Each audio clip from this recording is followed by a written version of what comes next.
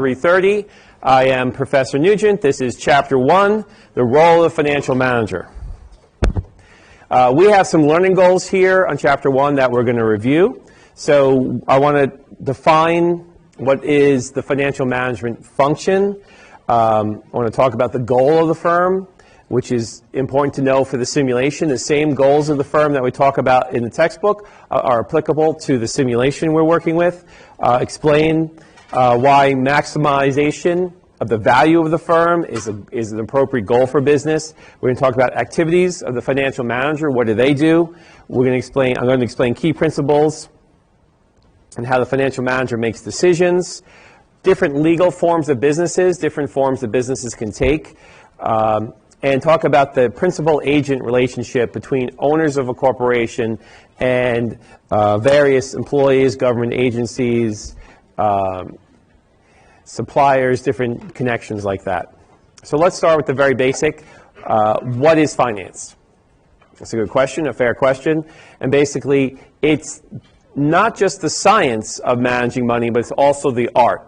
So in finance, there is a lot of mathematical, data-oriented scientific approaches, but there's also a human connection, art to making decisions and deciding, intuition and experience to help propel the company forward. So at a personal level, finance is concerned with individual decisions about how much of the earnings you want to spend, how much you should save, where should you invest your savings. That's more on a personal financial nature. This class is not mostly about personal finance. It's 90% about corporate finance. But every once in a while, I'll sneak in some personal finance concepts or ideas that relate to the course material.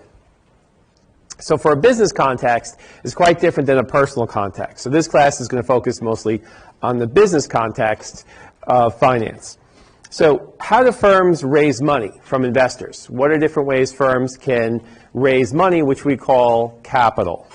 How firms invest this money in an attempt to make more money. So when firms do raise money, have an IPO, sell bonds, and they get this capital, how can they use it to make more money? And the decision process to reinvest profits in the business or distribute them back to investors. So if the company actually makes money, should we reinvest it in the company or give it back to investors? So managerial finance is really about what are the duties and responsibilities of a financial manager in a business. In the simulation, you're going to be everyone on your team is a financial manager running a business. And it's going to parallel the same concepts and ideas and goals as the textbook. So what is a firm? A firm is a business organization. It's the purpose of it is to sell some sort of goods or services to make a profit.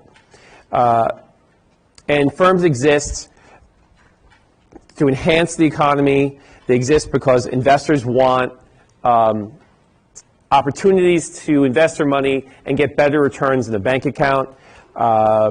So there's capital that investors have, and there's ideas and companies that people want to start. So the two of them get together, and businesses begin. Now, what is the goal of a firm? Now, we're not talking about non-for-profits, like a school or a church, those organizations. We're going to pretend, for the most part, when I'm talking about this textbook, that non-for-profits are not part of this world. We're focusing on the for-profit world of business. And most businesses are for-profit. So the goal is to maximize shareholders' wealth, which means make money for the owners. So the goal of the business is to make money for the owners. It's not that's the main goal of the business. So people don't start firms or go into business without the concept of this business needs to maintain profitability if it's going to be alive. Profitability is the life force of a business, and when they're not profitable, that could lead to default, which leads to bankruptcy, which is the death of the business. So that's why businesses must focus on staying solvent and profitable. So managers need to do everything they can to maximize that wealth. And I talked a little bit about that in the introductory session of the class, where every penny matters every cost that you can reduce, you should try to reduce. If you can raise prices, you should try to raise prices. If it fits your strategy, if you can make more money. Sometimes raising prices, you make less money because the products are too expensive. Sometimes you could raise prices and then the products still sell because they're that good and people are willing to pay for them because there's a value there. So for most companies that are public, maximizing the stock price is a reflection of maximizing profitabilities. If the company maximizes profitabilities, the stock price should follow. So typically companies that are the most profitable have the highest stock prices. Now, does profit maximization always lead to the highest possible share price? Most of the time. Sometimes companies might be valued more on their growth of sales. So sometimes if it's a new company, like an Uber or a Lyft, they might be more interested not so much in profits right now, but the speed at which the company grows its revenues, with the intent that those revenues will turn to profits soon enough. Amazon was unprofitable for many years before it turned a profit, but it had a very high stock price because people anticipated the company was going to generate massive amounts of profits, which it eventually did. Now, for at least 3 reasons, the answer could be no. Timing, cash flows, and risk. So these are things when you're thinking about a startup, the timing of when you don't want to sacrifice potential sales because you're too worried about profits. Sometimes you need to be more in an investment phase, a growth phase, where you know profits may suffer a little bit, but you're using this to grow your market to become more profitable in the future. So the timing of these cash flows, but if the company focuses on profit maximization to a point where it's greatly going to increase the risks of the company, say, for example, McDonald's decided, let's try to make more money by going into the phone business and making smartphones, because there's a lot of money there. You can see that's going to raise the risk of investors in McDonald's who are used to a pretty safe return. So the stock price could go down if they start moving into an area that they're not so proficient in. So there's some gray areas here. But by and large, the company exists to do everything possible to maximize the wealth of the shareholders, which means make a great product at a low cost and sell it at a high price as best you can. And while what makes that difficult is when you're trying to fight competition. So let me give you an example here. So this is a marine engine components we're talking about, and choose between 2 investments. So we're talking about they can invest in the rotor or invest in the valve. So here the earnings per share breakdown on each of these different businesses. Okay, so you can see that year 1, 2, and 3. Year 1, the rotor is better than the valve as far as contributions to earnings per share. Year 2, they're even. Year 3, the valve is contributing more than the rotor. The totals are $2.80 and $3 of earnings per share of those 2.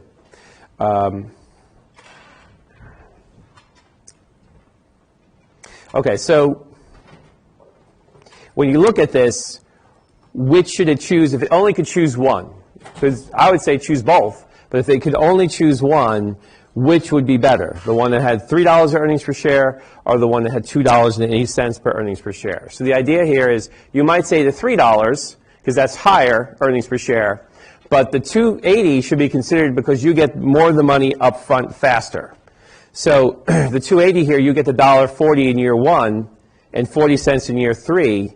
So getting money sooner is better than later, because you could invest that $1.40 in year 1 and make that grow fast for you on some other projects. So the timing of these cash flows would say, even though this produces more of a cash flow, this produces cash more up front.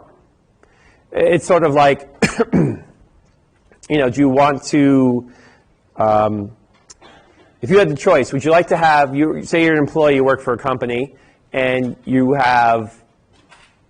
give you a choice. We could pay you your full salary January 1st, $60,000 for the full year on January 1st, or we can pay you at the end of the year, December 31st, and we'll pay you, instead of $60,000, we'll give you $63,000 because it's at the end of the year. Which would you rather have?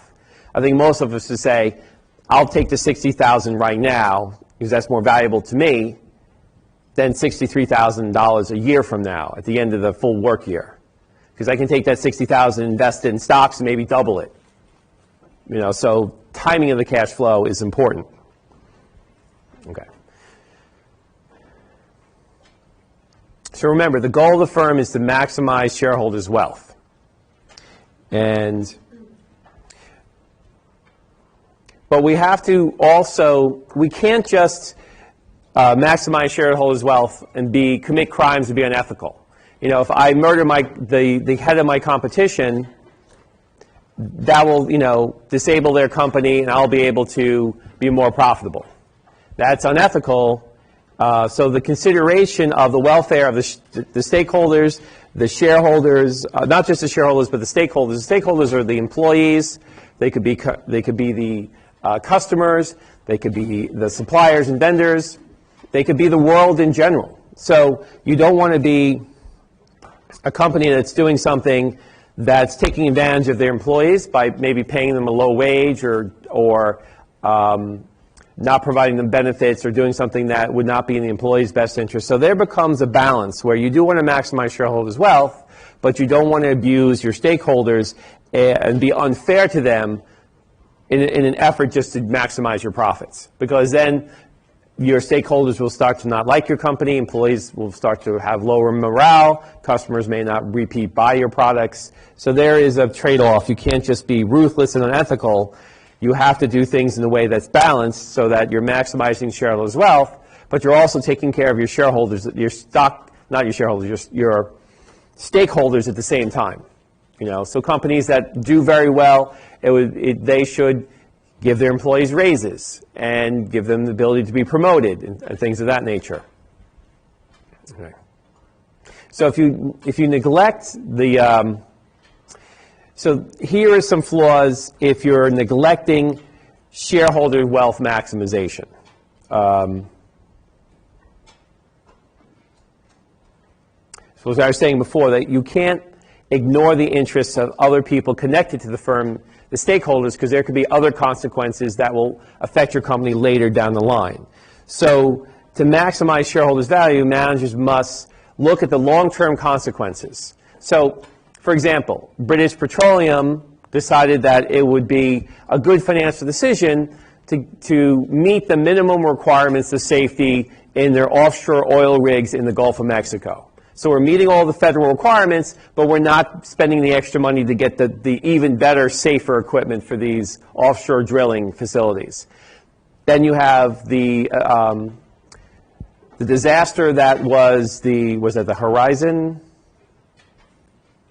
I forgot the name, but there's a platform, there's a movie about it starring Mark Wahlberg, that the oil line at the bottom of the Gulf broke and tons and barrels and barrels and barrels of oil leaked into the Gulf of Mexico, costing British Petroleum billions and billions of dollars of penalties and fines and cleanup costs.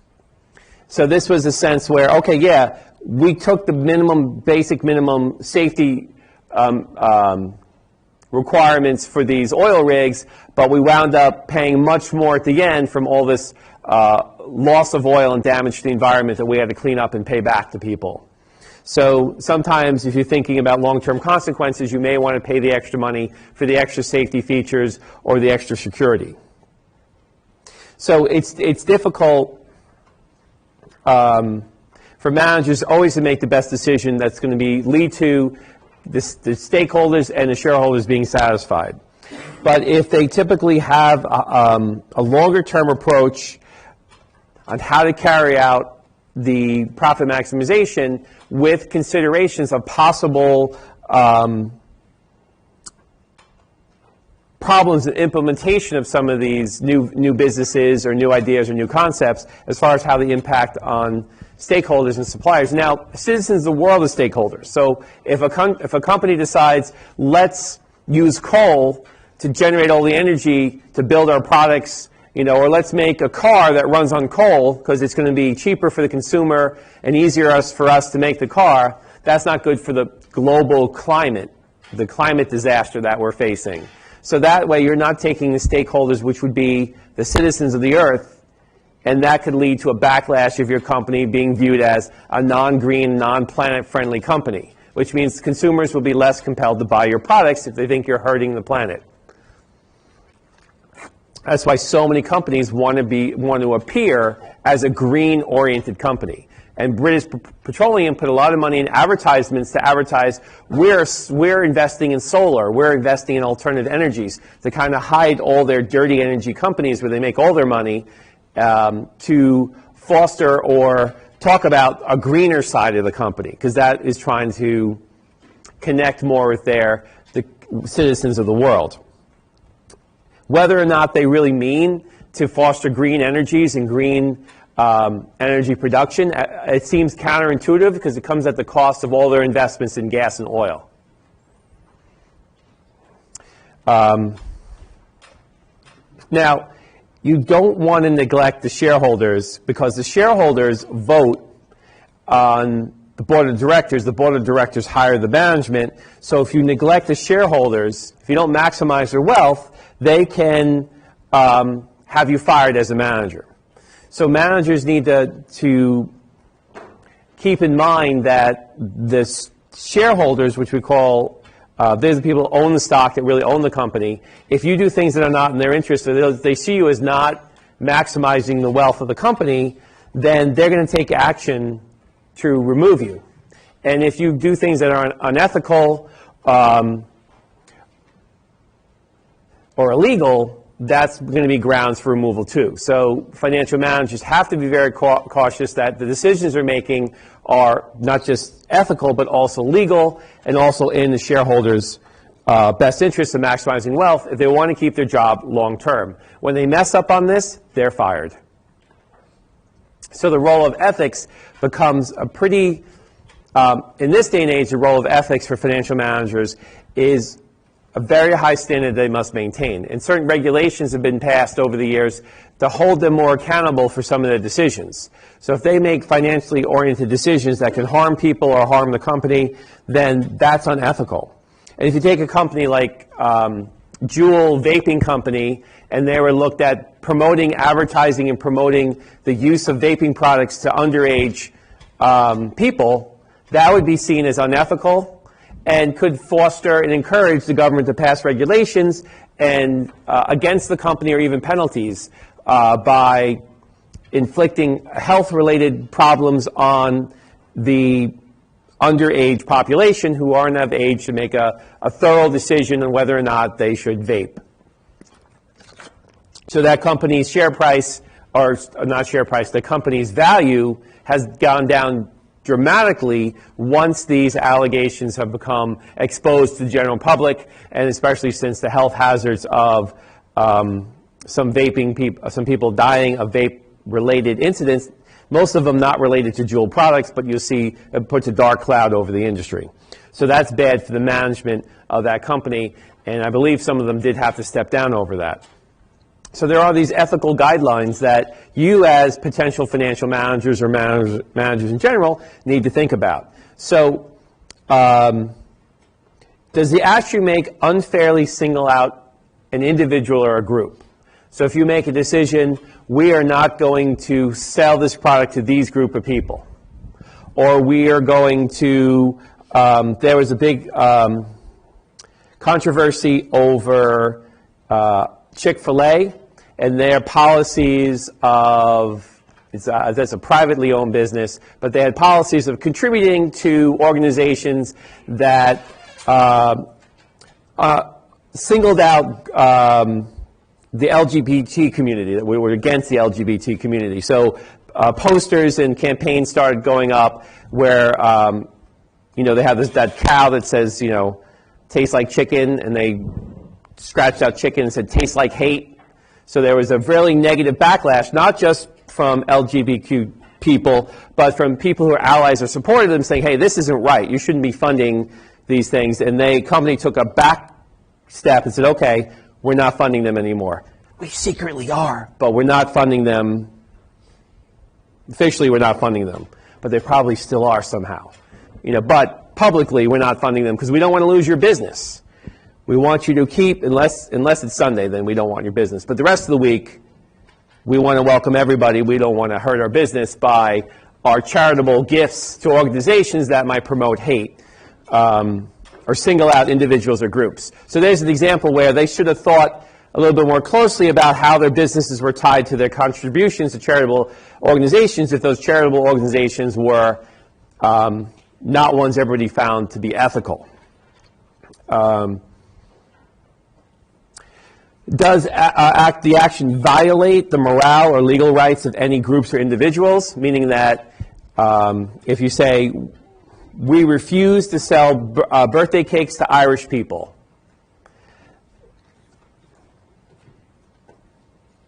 kind of a right to be able to buy a birthday cake, right? You know, you shouldn't single out a group of people because they're Irish and tell them they can't have their birthday cakes. That's an extreme example. Sometimes I need to go that extreme to get your attention. But that would be something that might not be what we call a morally competent argument. And it may be impeding the rights of these people to single them out in that way. Does the action conform to acceptable moral standards? So that might fit more into that category. That we have, as a society, we have certain moral standards, you know, that we adhere to keep our society civilized. So if a company does something that would be like, this week with our Happy Meal, we're going to include a toy called Bag of Glass. And this bag of glass is really fun for children to play with. Morally, we don't like toys that are hazardous to children. And a bag of glass, which you may not know is an old Saturday Night Live skit with Dan Aykroyd, is not really a safe product. And we go against our moral concept of making products that are safe for children. There's a common product that's sold in most countries. It's a chocolate egg with a toy inside. They don't sell it here because they think it would cause children to choke because I guess American children aren't smart enough not to eat the toy. But I see these, they're sold in Europe and all across the world. They're like this egg, it's chocolate outside, a little toy inside, but they have, you know, companies are afraid to sell it here. Our alternative course is the action that are less likely to cause actual or potential harm, meaning that don't go to the cheapest way of doing something if that may actually cause harm to people. Maybe there's an ingredient that you're going to put in your food that maybe could cause a lot of allergies or kill people, a peanut allergy maybe. Maybe there's an alternate ingredient you can include. There was, I remember there was, I was watching some show, I think it was on Netflix, and there some a girl had a peanut allergy, and she went to a Thai food restaurant, and she said, I have a peanut allergy, I want to order something that's nut-free, and they said, oh, this is nut-free, you'll be fine, and then she almost died. And what they found out is they switched from a neutral oil, like a vegetable oil, to a peanut oil because it was cheaper of some such nature, and then they didn't disclose it, and the restaurant got in big trouble. I think it was a restaurant in Vancouver. But you see, that's unethical to switch the oil to an oil people are allergic to just to save money, but then not even fairly disclose it to people. So there's a role of ethics and share price. So if your company is known to be very ethical, that can enhance the feelings people have about the company. They feel good about the company. They want to participate with the company. So it leads to positive benefits. Ethical behavior,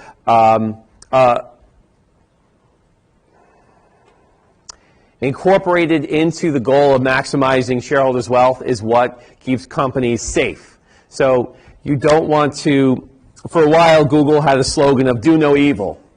And a lot of people were pro-Google. Google's a great company. I want to buy their products. I want to be involved in the Googleverse. And then certain facts started coming out about them tracking your movements and tracking your clicks and advertising specifically to you. And so there's been some questions about, is Google as ethical as we thought they were by them telling us they're not doing any evil? Are they maybe doing evil? Is our privacy at stake? Are they selling all our data to advertisers without our knowledge, such as what Facebook did with that whole scandal not so long ago? So these are things that when companies start becoming perceived as more unethical, like Facebook, then that might reduce participation in its products, which is not good for maximizing shareholders' wealth.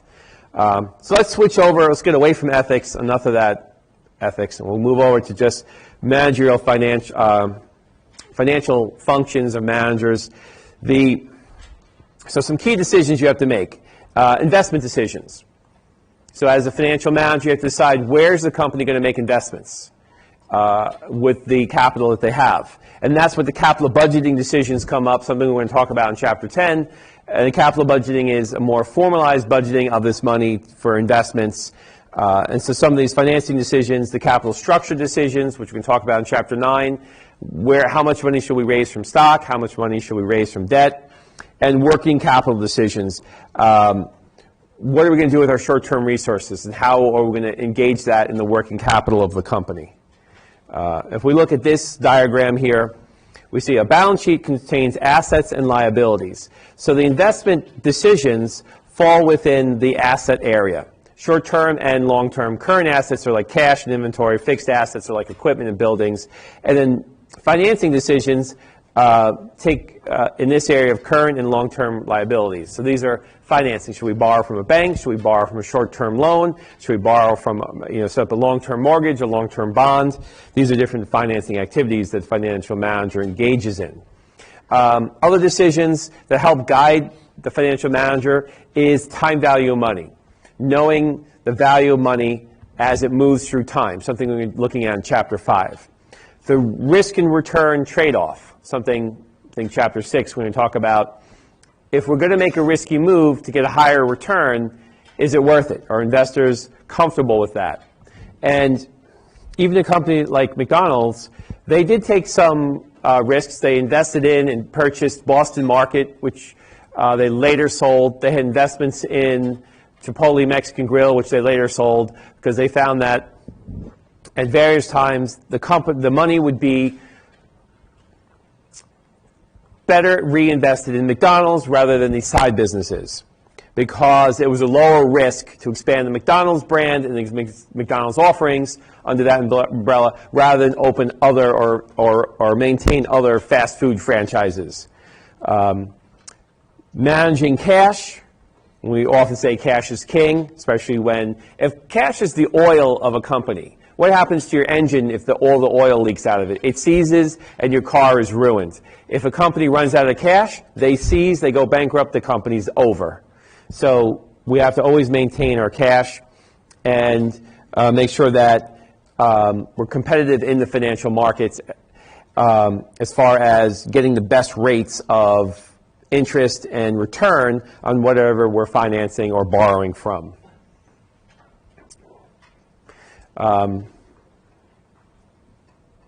So incentives for a financial manager are important as far as how do you want, this is part of this principal agency problem. So we want to make managers, incentivize them to maximize the shareholders' wealth. And we can do that by giving them stock options, giving them bonuses and raises based on performance. So this encourages managers to work longer, work harder, hopefully make better decisions, and escalate the revenues and the profits of the organizations, because they're going to be rewarded for doing this.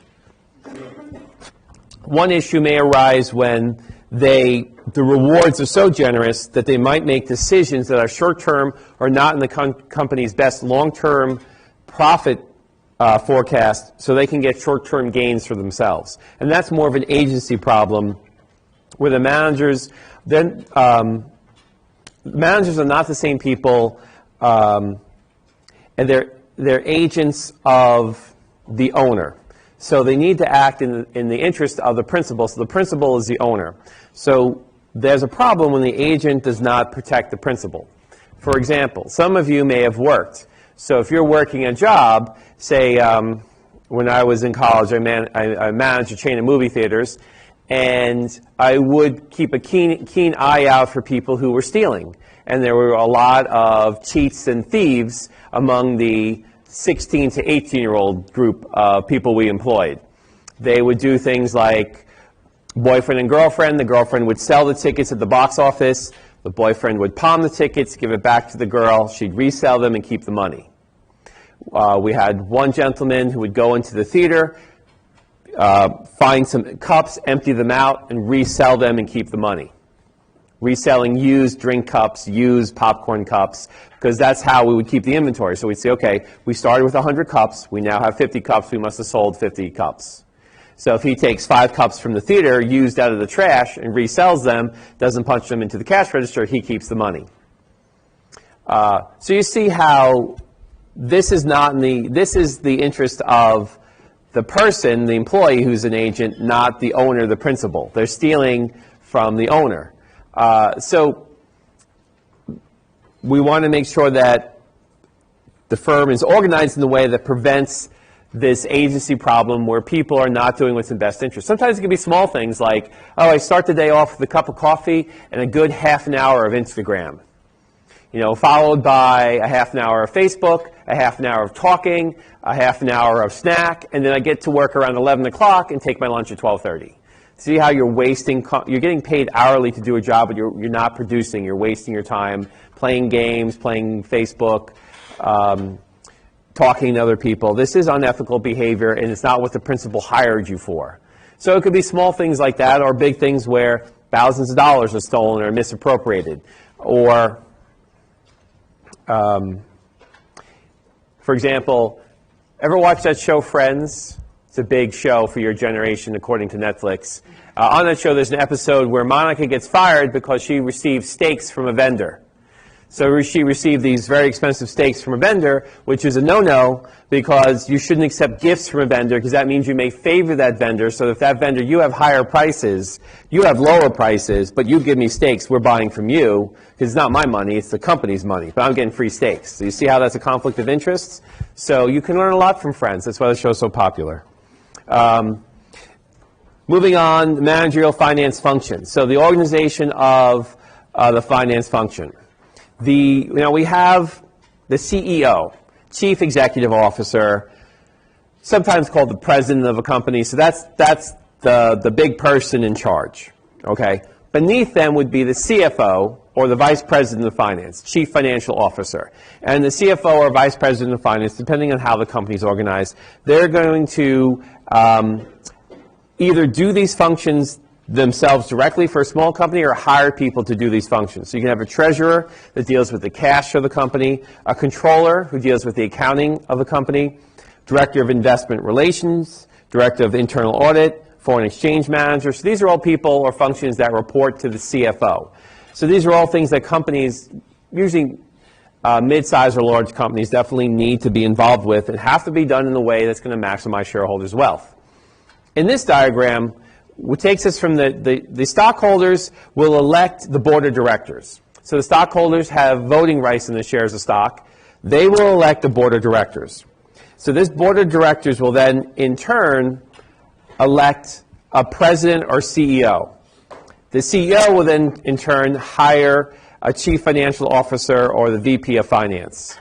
And these are the roles that the VP of finance will staff. And underneath, the controller, you'll have a cost accountant, financial manager. You'll have an assistant controller. Under the treasurer, you may have a cash manager, director of tax, foreign exchange manager, director of risk management, things of this nature. So there's a whole host of people that will report to the CFO. These other areas, human resources, operations, marketing, and technology really don't matter. I'm kidding, of course.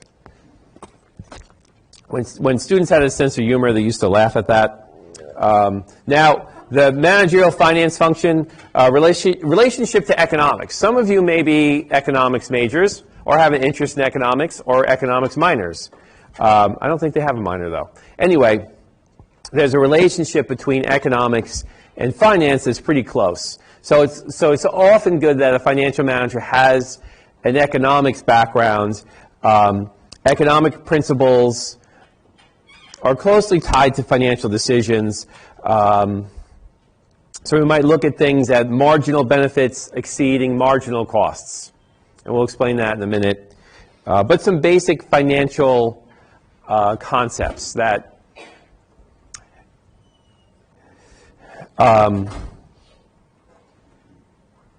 so we'll tie the marginal benefits to sales and the marginal costs to the cost of products in a minute. But let's look at, first let's go back to the relationship to accounting. So accounting is it's almost like it's a set of rules, like law. So there's a defined set of rules of what companies can do and how they record their business activities. So there's an accrual base and a cash base.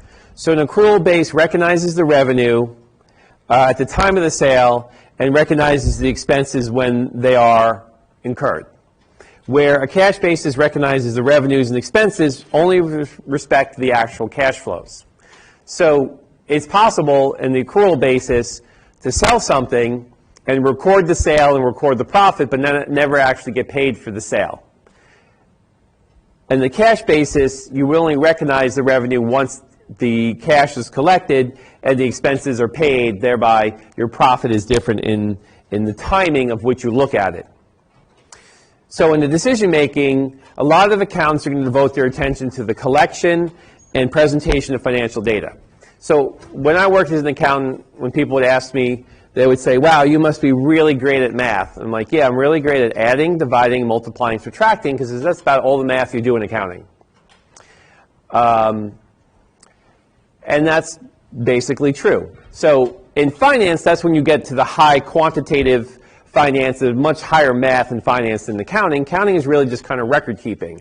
And it's sort of like doing laundry. So the accounting would be, okay, I got to separate the debits and credits, the whites from the dark wash, and then I got to, when I do the whitewash, I got to add Clorox and a special cleaning, and then I got to dry it. When I do the dark clothes, I don't add Clorox, maybe I add fabric softener and a different type of detergent, and then some things get dried in the dryer, some things get hung dry, some things get dried on low, some things get dried on high, and then I take this laundry, I fold it a certain way, I place it in certain shelves or certain drawers in the dresser, and I'm done.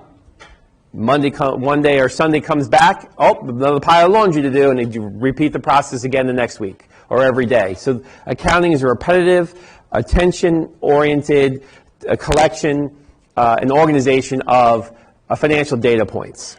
Now, financial managers take this information that the accountants have put together, the financial statements, and they're going to evaluate the financial data and make decisions. So accountants are going to put together, take the rules of accounting and ultimately build them up into the balance sheet, income statement, and statement of cash flows. The financial managers are going to take these statements, convert them into ratios, do some additional data development on this, and make some decisions based on the risks and returns of this information. Are sales going up? Are sales going down? Are profits going up? Are profits going down? Are certain countries doing well? Certain countries not doing well? We get all this information from accounting. Financial managers look at this information and make decisions. Okay, we need to pull out of Mexico and we need to pull out of Canada but set up operations in Brazil because Brazil is booming. We're making lots of profits. We're not doing well in Mexico. Let's put some more advertising and some more effort into our German area of our location. So all these decisions financial people make based on the information accountants provide them. So accountants provide, here's the organized, cleaned and organized and properly stored information about the company. Financial managers take this, analyze it, interpret it, make decisions moving forward where the company should go. Should we divest, sell a division? Should we buy another division? Should we, start new products? This is what financial managers start to look at based on the decisions. These decisions are made based on the information accounting provides. But just getting back to the economics, where accountants may look more of a accrual basis, check, product's been sold, these are our expenses, this is our contribution to profit, even though we may not have collected the money yet. Financial people really look at, okay, at the end of the day, we sold it, did they pay us for it? Okay, well, that's real profit. So finance people are real concerned with real cash flow, real profit. and accounting people are just concerned with, recording the events. Okay, let's go to legal forms of business. Now, we have the sole proprietorship. This is great for people who like to work alone, people who hate teams, people who don't like to work with other people, people like to be their own boss and have no one to answer to and no one to talk to. The sole proprietorship is a perfect business setup. I'm exaggerating a little bit just to get your interest, but when you start a sole proprietorship, it's the easiest form of business to start, because basically you just decide, I want to be in business, and you're a sole proprietor. Now, there are a couple negative or downsides to this that we'll talk about. One of the big ones is unlimited liability. So you become a sole proprietor, you want to own a juice bar. So this is a bar that you juice to make people healthy, but you decide to, for some reason, you decide to include motor oil in your smoothies, thinking that motor oil is good for people. It's good for cars, probably good for people, because you're not too swift. You wind up poisoning a bunch of people, they sue you, they can take everything you've got, your business, your house, your car, your bank accounts, everything. Because you have unlimited liability as a sole proprietorship, you don't have much protection. So that's why oftentimes sole proprietors will load up on insurance to help mitigate the unlimited liabilities they have to creditors, to people they do business with, to their employees. Once all the business assets are depleted, they'll go after their personal assets. So that's a real drawback of a sole proprietorship. There are others we'll talk about in a few minutes, but a partnership is when two or more people get together and say, let's make a baby. No, wait, that's a marriage. A partnership is two people get together and say, let's operate a business and make some profit. And it could be more than two people. It could be, unlike a marriage, it could be 3 people or 4 people or 5 people.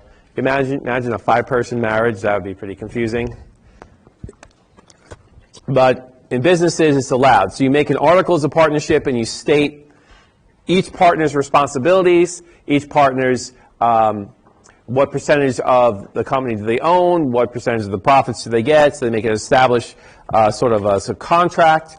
And what's great about a partnership is that you have more people to help you with your business, more talent. So maybe one person's good at accounting, one person's good at marketing, somebody else has a lot of money to bring to the company. They're not good at anything, but they have $1 million to give to the company, so they're a partner now. Maybe somebody else is just good at designing products. So you work together as a team, much like you're going to do in the simulation. So when you work that simulation, working together as a team will help sort of that expression, 2 brains are better than 1, or 3 brains, 4 brains. The more eyeballs you have looking at it, offering advice, testing out things, working together, the higher you perform. And that's what makes partnerships pretty good. But they still have unlimited liability. So they still don't have protection of their personal assets as much.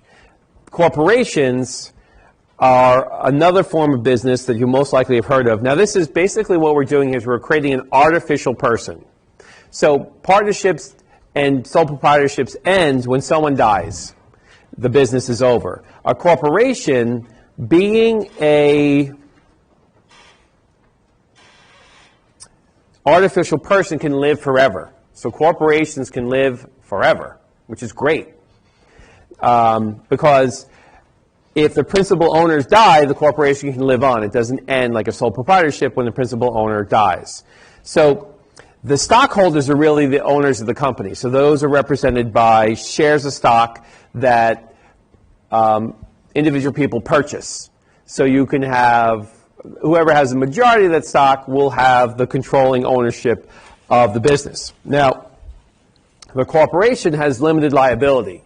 So if the corporation does terrible things and gets sued, only the assets of the corporation can be consumed, not the assets of the shareholders. So if I own a share of stock in a company and that company winds up, was a chemical company and they had a chemical release and wound up killing a whole village of people, which has happened in the past, as a shareholder, I'm not going to be legally responsible for that horrible event. The company will, and the company could lose all their assets, but they can't attack my personal assets. So that's a real bonus of being a company. Let me just see something here. Okay. So moving forward with, this is the same slide. All right. Okay. So stock. So like I was saying before, stock represents ownership in the corporation. And the way corporations pay back stockholders is they give them dividends. So if the company is doing very well, then their shareholder, the managers and the board of directors will come together and they'll propose a dividend. And then if you own one share of stock and it pays $1 dividend, you've got $1. So that's how you get rewarded for owning stock in the company. Now you also get rewarded by the stock price going higher. So if the managers maximize shareholders' wealth, they maximize revenues, share prices should go higher. And then if you own a share of stock and you bought it at $10 and now it's $100, you're doing very well. If you bought a share of AutoZone at $50 and now it's $1,800, you're doing very well as a shareholder. Now, the board of directors, the shareholders will vote and elect the board of directors. So the board of directors are like this group of elders who are going to guide the company and going to hire the management to run the company. And they're going to be responsible for for approving strategic plans of the management. So they're basically this voting body that's going to double check the management. So the management will have to, certain things they'll have to approve through the board as far as strategic goals and plans, general policy, corporate affairs, making major purchases sometimes. So depending on how involved the board is, some companies are greatly involved, some companies are less involved, but basically the board of directors is going to help counterbalance the management to make sure that the company is on track to maximize shareholders' wealth. Now, the president or chief executive officer, this is someone who is going to be, of course, hired by the board of directors. And the board of directors, they don't work full-time for the company. They're often very limited in the amount of time that they give to the company. They're not full-time positions mostly. So they have to hire full-time people to run all the day-to-day business operations of the company. So they start with the CEO, and he's responsible for the entire operations, all the day-to-day decisions, and the CEO will hire other managers to run the company to help facilitate all these decisions and get the products made out the door and collect the profits. And so now if the board of directors doesn't like the CEO, they can fire him and replace him or her at a later date. So let's kind of recap. This is a nice slide. Great for studying for the test, wink, wink, summarizing a lot of these points. So let's just go over it again. Sole proprietorship, you're as an owner, what's great about sole proprietorship is you are going to receive all the money. That's really good. So if I was going to invent an engine that runs on seawater, I would want to be the sole proprietor of that business so I could collect. Let me adjust this chair. This is defective. Some of them go up higher, but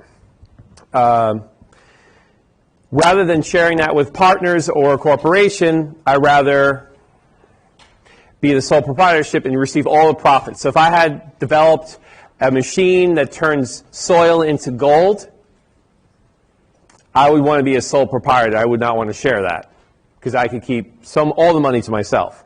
Low organizational costs as far as the setup and design and applications for the organization. The income is taxed at your own personal tax rate, which, if you're at a high tax rate as an individual, you may pay more taxes on this. But you can be independent, you can be secretive, and you can stop the business at any time to say, I'm done, and walk away. The partnership, some advantages or strengths of the partnership is that you could raise more funds. So if you're a partnership and you go to a bank and there's 5 people in your business, the bank's going to be more willing to lend you money because it's not just dependent on one person. And these 5 people could also bring their own money or their own contacts, friends and family to help fund the business as well. So the borrowing of the company and the contribution of funds is more substantial with a partnership. There's more brain power, more managerial skill, the more people you have on board, the more talent, and the more, just more hands on deck to get the company going. But that can be a double-edged sword, though, because it could be more disagreements, more time-consuming discussions to figure out what you're going to eventually do.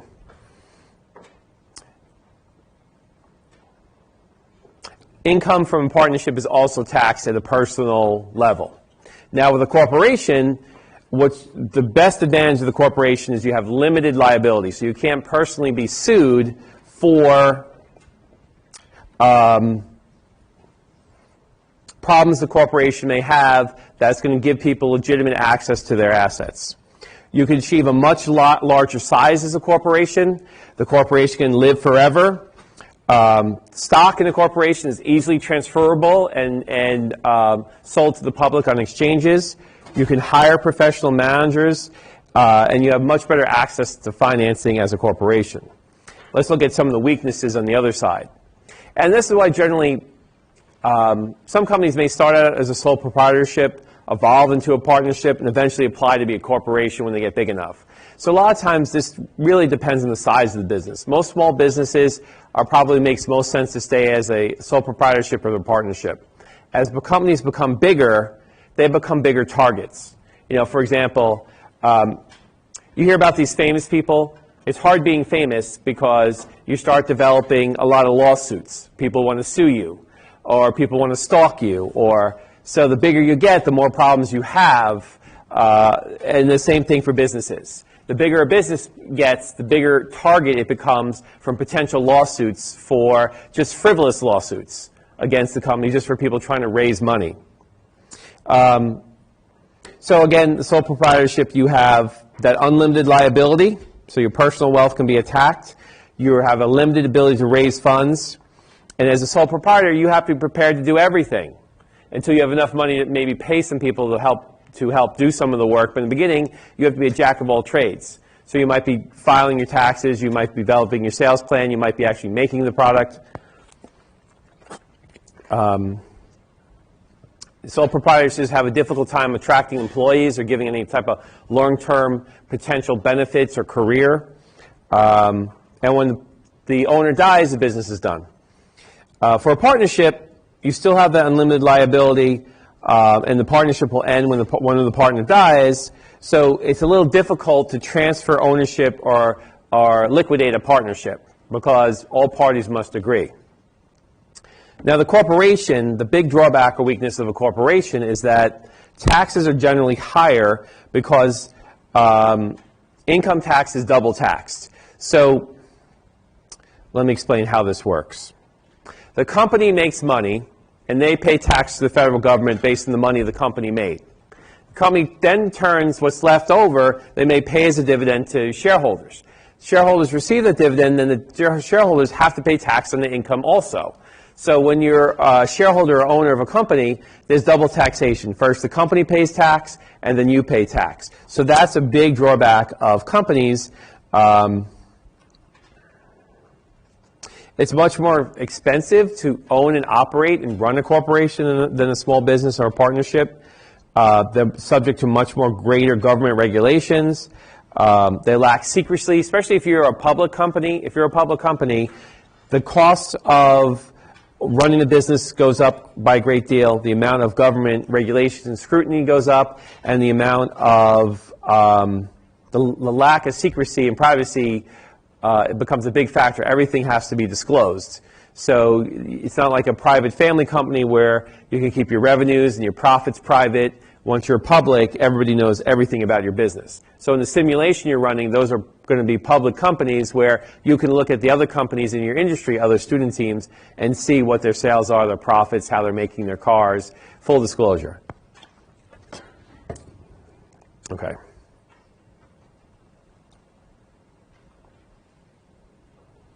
Okay, so let's talk about how these types of businesses break down. So, do I have a, this is a lot of words here. This is a wall of words.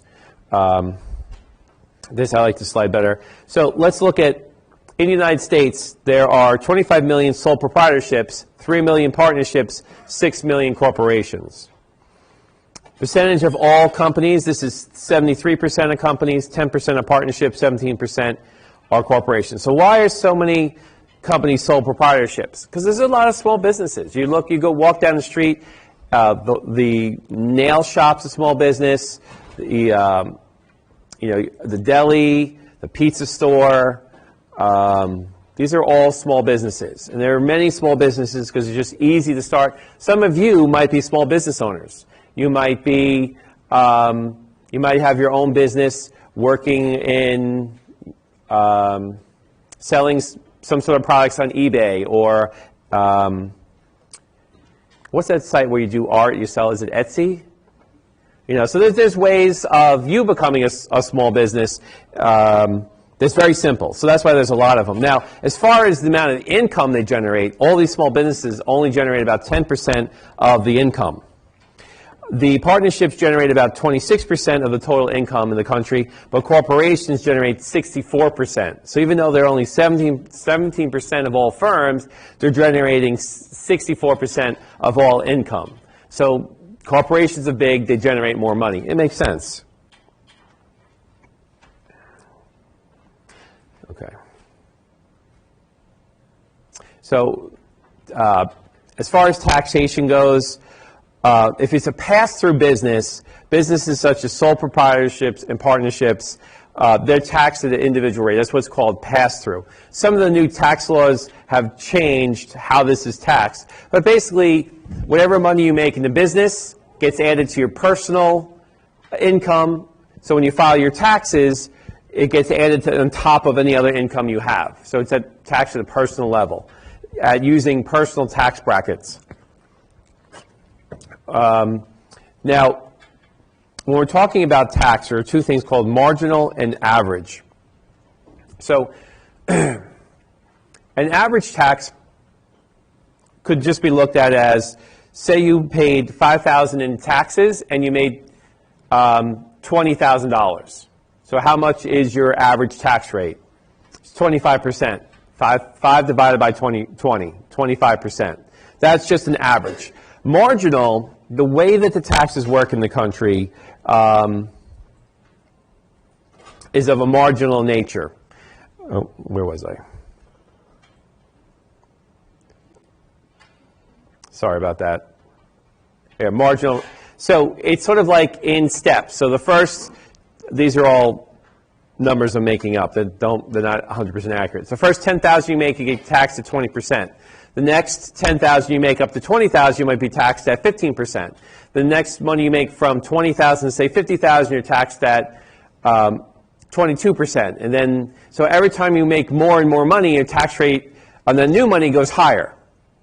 So even though you paid 10% in the first $10,000 you made, any money you make above that, you're going to be paying 15% tax on that new money. So as you make more money, you pay higher taxes. So if you're in the 35% tax bracket, you did not pay 35% of all the money you earned. That's just the new money you're making, you're paying 35% on. So it sort of increases the more money you make. And that's why they call it marginal, because it depends on where you left off. If you left off in the 38% tax bracket, any new money you're going to be making is going to be paid at 38%.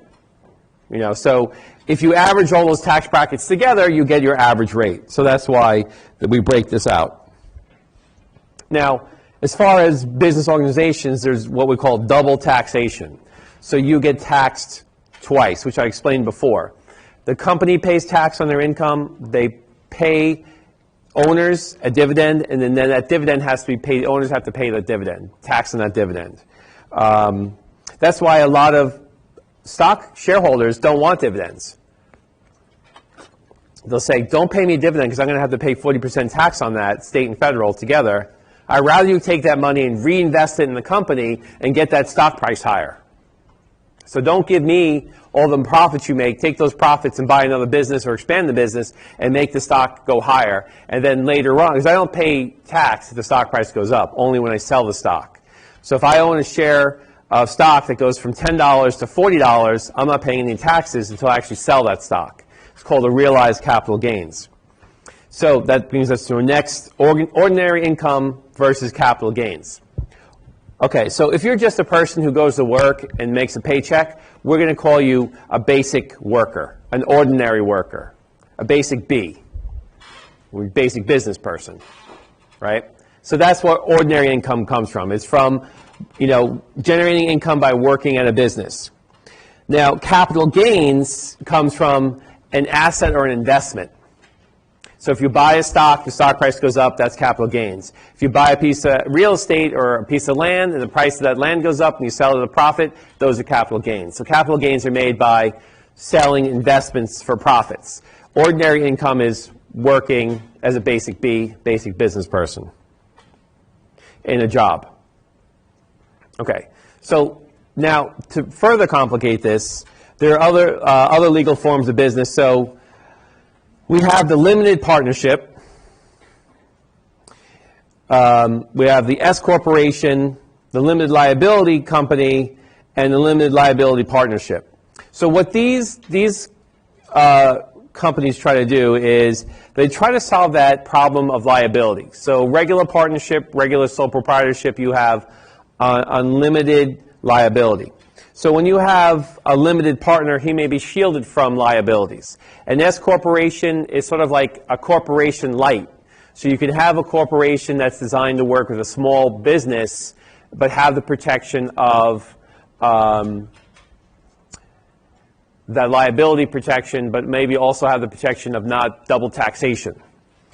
So limited liability company, again, is another spin on, or limited liability partnership is another way of trying to limit the exposure to liabilities. So think of it like this. We have the three big forms, sole proprietorship, partnership, corporation, but then we have all these gray areas in between with the law trying to come up with new forms of business that would be a little bit more tailored to individual people's businesses. So depending on what your business is, you may try to take on other types of limited liability organizations that aren't full corporations, so they're cheaper to start and manage, but they're sort of a hybrid between sole proprietorship and corporation. So they're trying to mix and match some of the best features to make some other forms of organization a little bit more conducive to doing business. Now, let's go back to the agency problems and agency costs that we had talked about earlier. So when shareholders lose out on money based on managers putting in their own interests ahead of the company, this is a problem. So say, for example, your mom, she works as the vice president of a corporation, and you're a dumbbell. You're just terrible. You're what we call an F-up, a fool-up, a fool. You shouldn't be working in any company ever, at any time. But your mom likes you kind of because you're a little funny, or maybe funny looking, funny smelling, I don't know. But she feels bad for you, so she hires you at the company and installs you as the new vice president of human resources, which you then go and start doing a bunch of racist things and sexist things and paying men more than women and doing very controversial things that really get people upset at work. So you can see how that's in the mother's best interest because she got her son or daughter a job making a lot of money as a VP of human resources, but not in the company's best interest because they're wreaking havoc and creating a bunch of potential lawsuits in the company. So it's called nepotism. Some of you may have experienced this firsthand to your own benefit, right? Although, I don't think it's nepotism if you own the business and hire your own family. Ever walk into a business and it's clearly the whole family's working there, right? I saw this a lot in Italy. One summer I worked in Florence and I went into like a restaurant and clearly grandma was in the kitchen, mom was outside taking the orders, dad was at the cash register, the whole family was there, the grandkids, like everybody was working, you know. Different set of rules, I guess, if it's a family-oriented business. But in a corporate level, that's not fair to shareholders. So corporate governance is set up in a way to set some rules, some processes, procedures, and how to operate, control, and regulate the corporation to prevent these agency costs from costing shareholders a lot of valuable money. Now, one thing they can do as far as corporate governance is a way the company decides that would be the fairest way for the company to operate within a set of rules they create, or sort of mechanics or mechanisms they create for make sure that there's checks and balances in the business. So it's not easy for agents to steal or do things that can harm the business. Just like I had a rule at the movie theater: you can't be boyfriend and girlfriend and be ticket seller and ticket taker. This day and age, I would say you can't be boyfriend and boyfriend, or girlfriend and girlfriend, or non-gender, or even family members, because it would have to have some kind of separation. Be ideal if you don't know each other at all, because you don't want that collusion to affect the facilitate the theft of money at a business. Now, ways that some of these mechanics they can install to help encourage proper behavior at a business could be stock options. So they can allow managers some ownership in the company. So now managers become more like owners of the company. So if they do things that isn't in the best interest of the company, it's also not in the best interest of themselves, since they're owners of the company. So sort of trying to make managers part owners so they have more of an owner attitude. It's sort of like if you went into I just know quite clearly some businesses I go into and the owner is making my sandwich or making whatever I'm ordering, they might be a little bit more exacting on the proper proportions I'm going to receive, right? Other places, if someone working there is clearly an employee who don't give, it doesn't have any F's to give, I might say, can you put a little bit more meat on that? Ah, sure. Want some more sour? Here you go. And you get like double the amount you really should be getting. This happened to me at Chipotle once. You know, I was just like, hey, come on now. And they're like, oh, okay, you're cute. Here's some more. And I'm like, all right, this person's deranged, you know, so they think I'm cute. So I got this huge amount of food, and that wasn't really in Chipotle's best interest, because it's very proportional of what should be served as far as spoonfuls. They have a measuring system of what should be done. To make it fair, for the shareholders, you don't want to be, you know. So if that employee was an owner, they wouldn't act like that. It's the same thing, you know, it's a different perspective. So we want to give our employees that perspective so they have that ownership perspective so they don't do things like that. And we can also have restricted stock, shares of stock that are paid out as compensation, but they don't fully vest or transfer into the company until certain conditions are made. So basically, it's sort of like a stock option that will just say, you know, we're going to give you, if you work here for 5 years and do a good job, you'll be invested in 1,000 shares of stock, but you can't touch that until you've been here for 5 years. So it's sort of like promises of future stock at an attractive price. Now,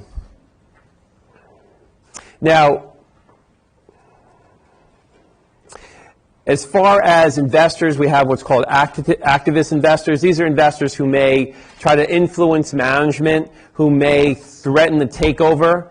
So their corporate governance has to deal with what happens if you know, we have these activist investors, or they're trying to influence the decisions of the companies or facilitate a takeover. Sometimes corporate government mechanisms